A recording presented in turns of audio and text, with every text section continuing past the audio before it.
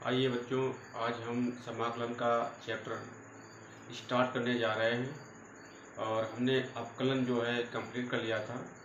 आज से आपको समाकलन के कंप्लीटरी लेक्चर जो है मिलेंगे। इसलिए अगर आपने हमारे चैनल को सब्सक्राइब नहीं किया है तो चैनल को सब्सक्राइब कर लीजिएगा ताकि आने वाली क्लासेज जो है आपको मिलती रहिए। आइए अब आज हम समाकलन का चैप्टर स्टार्ट करेंगे। चैप्टर नंबर 7 है समाकलन और ये इंटीग्रेशन का चैप्टर है। समाकलन का जो प्रतीक होता है वो क्या होता है?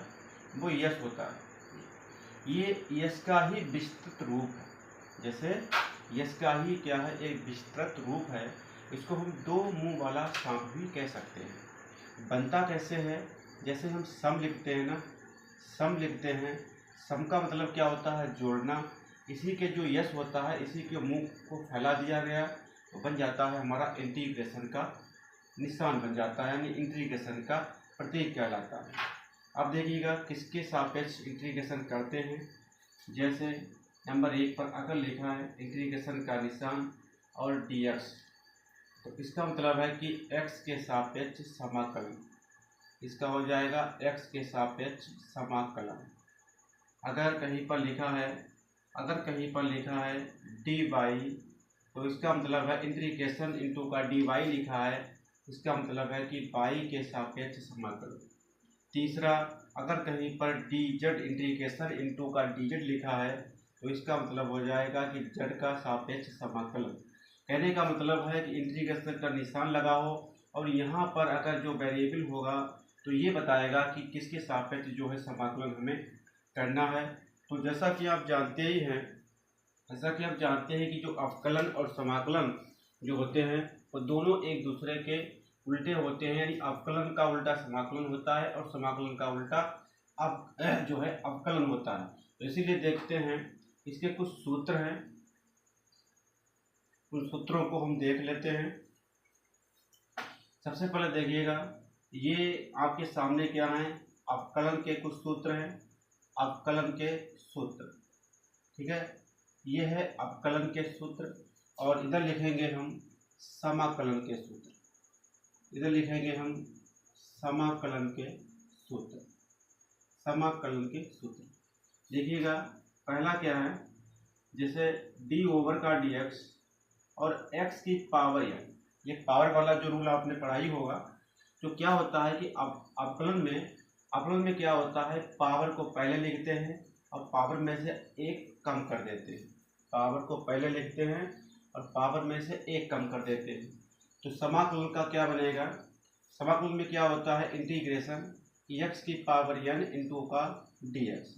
इसमें क्या करते हैं, पावर में पहले एक जोड़ते हैं। बिल्कुल इसका उल्टा करना है, बिल्कुल इसका उल्टा करना है कि अगर इसमें क्या करते हैं, पावर को पहले लिखते हैं और फिर पावर में से एक कम कर देते हैं।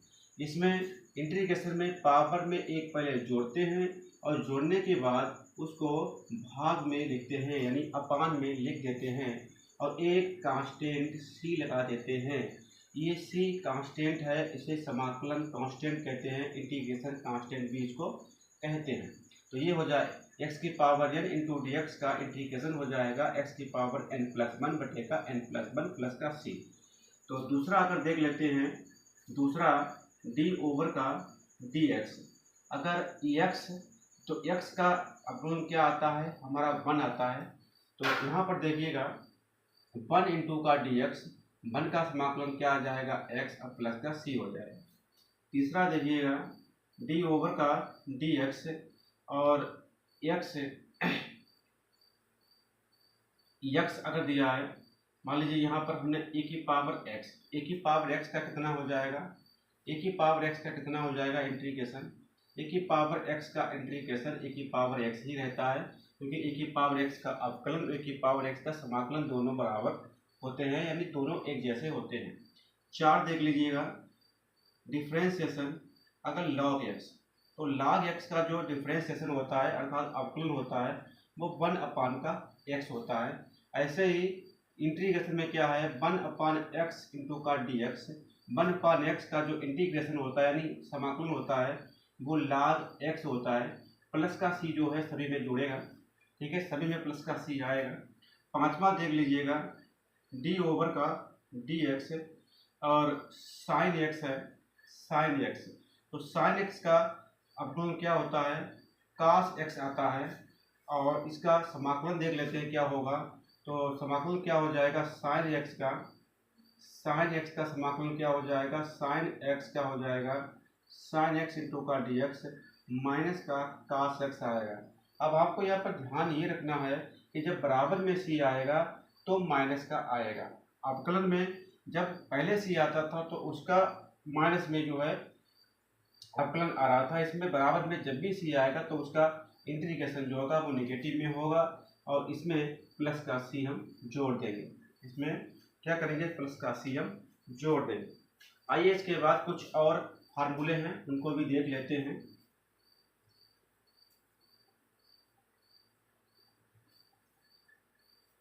इसके बाद देखिएगा जैसे, और देखिएगा इसके बाद तो डी ओवर का डी एक्स अगर कास एक्स है तो कास एक्स का क्या होता, क्या कास एक्स का होता है अवकलन माइनस का साइन एक्स। इसी प्रकार अगर हम कास एक्स का इंटीग्रेशन देखें तो क्या हो जाएगा, प्लस का साइन एक्स और प्लस का सी। आठवां देख लीजिएगा डी ओवर का डी एक्स और सेक एक्स का क्या होता है, इसका अवकलन सेक एक्स इंटू का टेन एक्स होता है। अगर इसका इंटीग्रेशन देखते हैं सेक एक्स और इंटू का टेन एक्स इंटू का डी एक्स, तो इसका समाकलन हो जाएगा सेक एक्स प्लस का सी। बिल्कुल उल्टा चल रहा है, अवकलन आपको आता है तो अवकलन का उल्टा समाकलन होगा और समाकलन का उल्टा क्या हो जाएगा, अवकलन।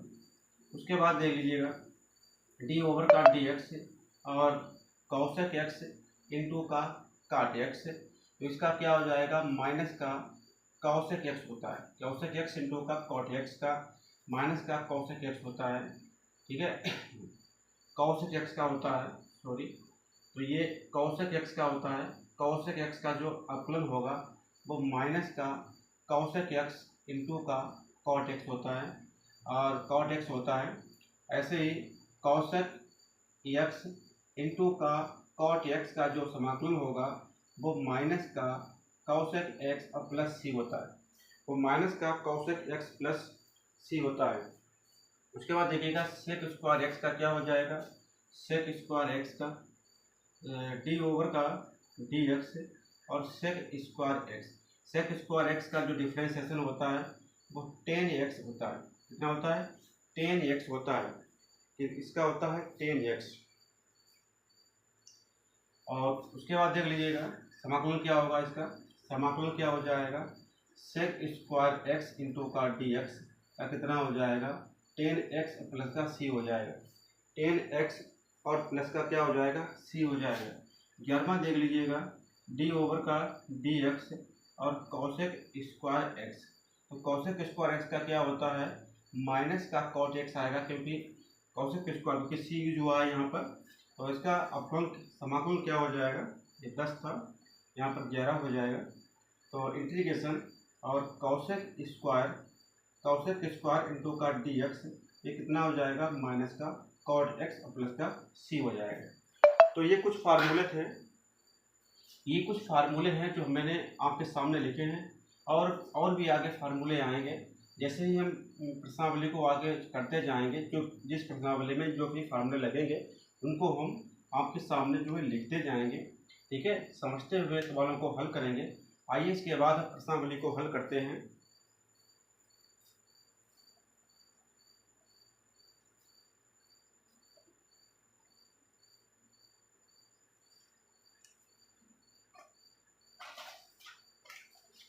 देखिएगा प्रश्नावली है हमारे पास, प्रश्नावली 7.1 है और 7.1 का पहला सवाल है इंटीग्रेशन साइन 2x इंटू का dx, यानी साइन 2x का हमें इंटीग्रेशन करना है, समाकलन करना है। तो देखिएगा इसके दो तरीके हैं। तो पहला तरीका हम देख लेते हैं, प्रथम विधि देख लेते हैं इसकी हल करने की। प्रथम विधि से हम हल कर रहे हैं इसको प्रथम पद क्या है, इसमें देखिएगा 2x लिखा है 2x, तो 2x को हम t मान लेते हैं, 2x को हम t मान लेंगे और इसका कर देंगे अवकलन करने पर, यहाँ लिखेंगे अवकलन करने पर, अवकलन करेंगे तो 2 का 2 हो जाएगा, x का dx हो जाएगा और t का dt हो जाएगा। तो यहाँ से dx की वैल्यू निकाल लेंगे तो 1/2 dt हो जाएगा, यानी dx की वैल्यू कितनी आ गई, 1/2 dt आ गई। अब ध्यान दीजिएगा तो इसका इंटीग्रेशन क्या हो जाएगा, साइन, और 2x को हमने क्या माना था t, और dx बराबर कितना आया है 1/2 इंटू का dt, 1/2 को बाहर कर लेंगे कितना आ जाएगा साइन t इंटू का dt, तो 1/2 और साइन t का क्या हो जाएगा माइनस का कॉस टी होता है, क्योंकि क्या होता है अभी हमने पढ़ा था कि जब साइन x इंटू का dx का इंटीग्रेशन माइनस का cos x प्लस का c पड़ा था, जैसे साइन x इंटू dx का cos x होता है वैसे ही साइन t का cos t हो जाएगा, और प्लस का एक कांस्टेंट c जोड़ देंगे 1/2 और हो जाएगा माइनस लगा दो 1/2 cos t प्लस c। अब लास्ट में जब इसका इंटीग्रेशन हो जाएगा तो लास्ट में हम t का मान भी देंगे, t हमने किसको माना था 2x को, और प्लस का क्या हो जाएगा c। तो ये तो तरीका है, ये पहला तरीका है हल करने का, ठीक है। अब इसका हम दूसरा तरीका देख लेते हैं।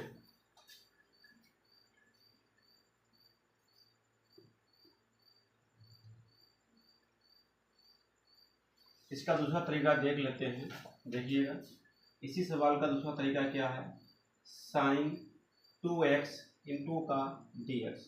देखिएगा दूसरा तरीका क्या है कि साइन 2x का क्या हो जाएगा cos 2x हो जाएगा, लेकिन माइनस का, क्योंकि साइन x का जो समाकलन होता है वो cos में आता है। अब आपको करना क्या है बच्चा, हमारे पास 2x और 2x का अवकलन कर लीजिएगा, तो 2x का अवकलन कितना आता है 2 आएगा, उसको भाग में लिख देंगे और प्लस एक कांस्टेंट जोड़ देंगे। तो ये तरीका है हमारा करने का, ठीक है, ऐसे भी इसको हम कर सकते हैं। तो इसके बाद आइए देखते हैं दूसरा सवाल। दूसरा सवाल क्या है हमारे पास, दूसरा सवाल हमारे पास क्या है कि cos 3x का समाकलन कैसे करेंगे। तो आइए cos 3x का समाकलन करते हैं, cos 3x इंटू का dx। तो देखिएगा पहले cos 3x का क्या हो जाएगा माइनस का sin 3x हो जाएगा, क्योंकि 3x को हमने क्या माना है t मान लिया, तो cos t का sin t, t का तुरंत मान दिया, फिर जिसको t माना है उसको अवकलन करके आपको बटे में लिख देना है, क्योंकि 3x का जब अवकलन करेंगे 3x का अवकलन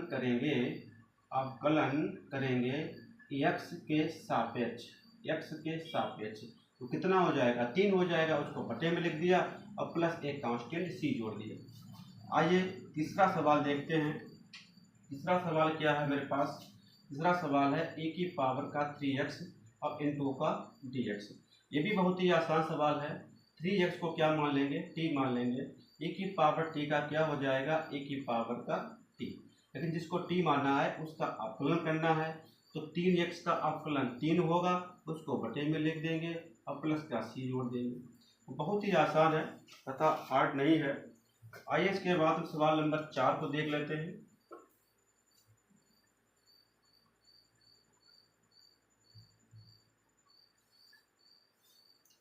सवाल नंबर 4 को देख लेते हैं, देखिएगा सवाल नंबर 4 है हमारे पास।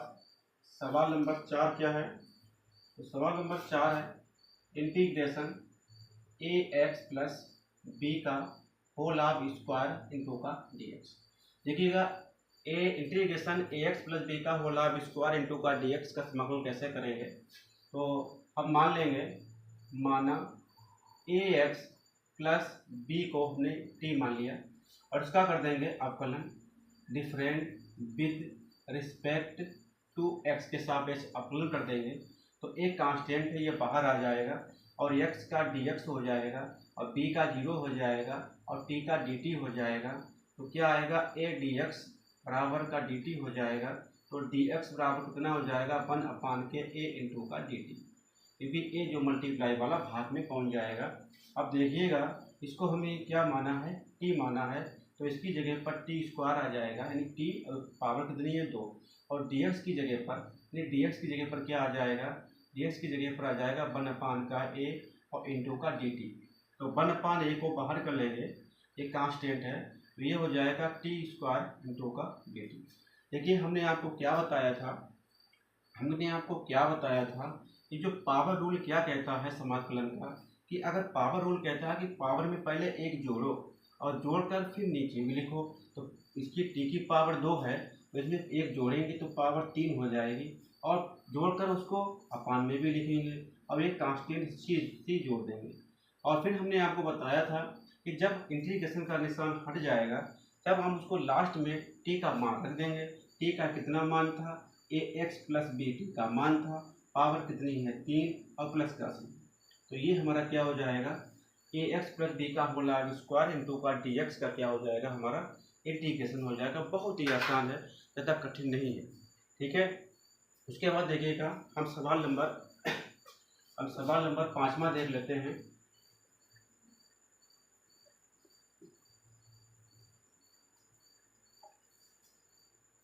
सवाल नंबर 5वां देख लेते हैं। सवाल नंबर 5वां क्या है, सवाल नंबर 5वां है हमारा साइन 2x माइनस 4 और e की पावर का 3x, इसका हमें समाकलन करना है। तो देखिएगा इसका कर सकते हैं, साइन 2x माइनस का 4 e की पावर का 3x इंटू का क्या हो जाएगा dx। अब क्या करेंगे, तो साइन 2x इंटू का dx माइनस 4 कांस्टेंट को अलग कर लिया, ए की पावर का 3x इंटू का dx, कुछ नहीं किया है हमने, dx की साइन 2x से गुणा कर दी और dx की 4 इंटू e की पावर 3x से गुणा कर दी। अब क्या है, इसका हम कर सकते हैं, इसका कैसे करेंगे, साइन 2x का क्या हो जाएगा कास 2x हो जाएगा माइनस का, अब 2x को हमने t माना था, उसका क्या करेंगे अवकलन, तो 2x का अवकलन 2 आएगा, उसको अपान में लिख देंगे, माइनस का 4 e की पावर 3x को देखिएगा, इसको अगर हम t मान लें, इसको t मान लेंगे तो बन जाएगा e की पावर t। अब e की पावर t का समाकलन क्या आता है, e की पावर t आता है, t का मान दे दिया, अब जिसको t माना है उसका अवकलन करना है, तो 3x का अवकलन 3 आएगा, उसको बटे में लिख देंगे और प्लस का c जोड़ देंगे। देखिए तो इस प्रकार ये जो समाकलन किसका हो जाएगा, सवाल नंबर 5 का आंसर आ जाएगा हमारा। सवाल नंबर 6 क्या कह रहा है, सवाल नंबर 6 कह रहा है हमारा, ये है 4e की पावर का 2x और प्लस 4e की पावर का 2x और प्लस 1 इंटू कितना हो जाएगा dx। तो देखिएगा इसका समाकलन कैसे करते हैं, तो क्या हो जाएगा 4e की पावर का 2x इंटू का dx और प्लस 1 इंटू का dx। 4 कांस्टेंट है तो कांस्टेंट को बाहर निकाल लेंगे, तो e की पावर का 2x इंटू का dx हो जाएगा और प्लस 1 इंटू का dx हो जाएगा। उसके बाद देखिएगा अब e की पावर 2x का क्या, इसको अगर t मान लेंगे, इसको t मान लेंगे तो e की पावर t बन जाएगा। अब e की पावर t का समाकलन e की पावर t होता है, यानी t का मान रख दिया, लेकिन जिसको t माना है उसका अवकलन जरूर करना है, तो 2x का अवकलन 2 आएगा, उसको बटे में कर देंगे, और प्लस 1 का अब समाकलन क्या होता है, 1 का समाकलन होता है x प्लस का c जोड़ देंगे, 2 से 4 काट देंगे, कितना हो जाएगा 2e की पावर का 2x प्लस x प्लस का c। जो ये आंसर आएगा वो हमारा किसका हो जाएगा, और सवाल नंबर 6 का आंसर हो जाएगा, ठीक है। आइए उसके बाद हम 7 को देख लेते हैं।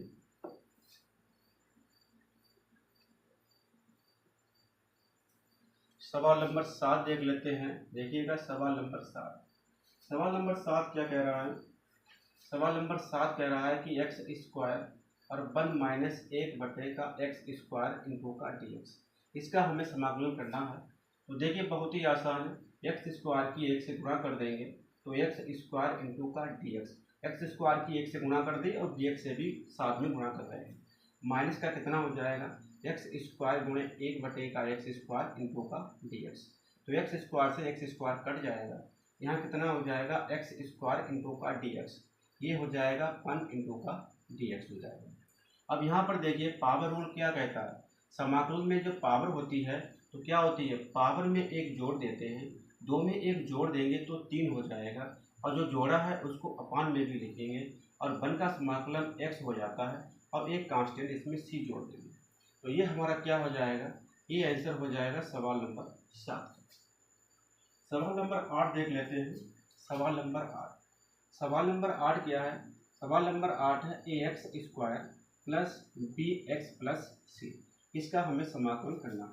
तो देखिएगा सबके dx की गुणा कर दो, ax स्क्वायर इंटू का dx हो जाएगा और bx इंटू का dx हो जाएगा और प्लस c इंटू का dx हो जाएगा।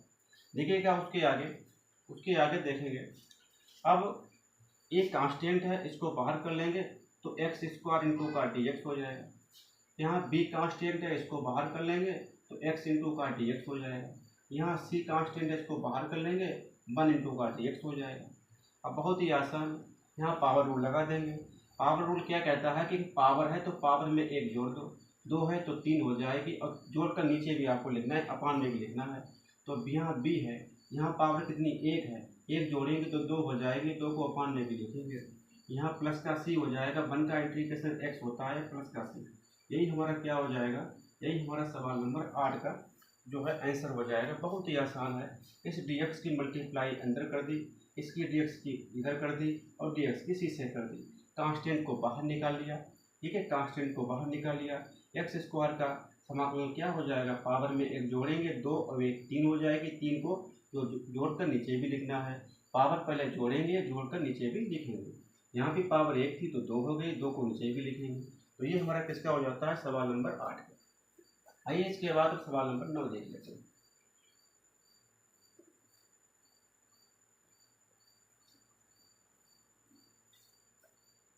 सवाल नंबर 9 क्या कह रहा है हमारा, सवाल नंबर 9 कह रहा है सवाल number 2x square plus e की पावर x प्लस a की पावर का x और इंटू कितना हो जाएगा हमारा dx।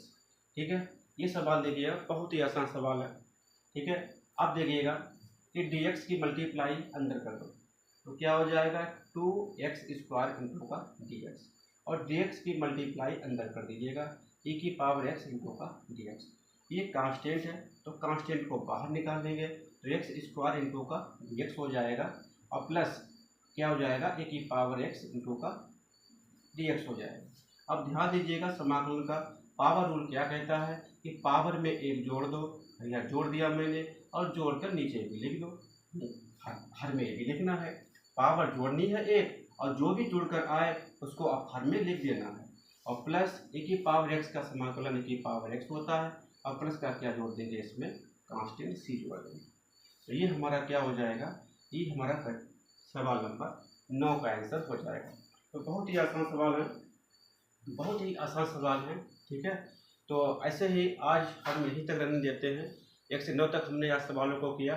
तो अगले लेक्चर में हम 9 से 10 से आगे के जितने भी सवाल होंगे उनको सबको सोल्व करेंगे और आपको सभी क्लासेज जो हैं समाकलन की, सब पार्ट की क्लासेज जो हैं तो दिन भर पूरा समाकलन कराएंगे।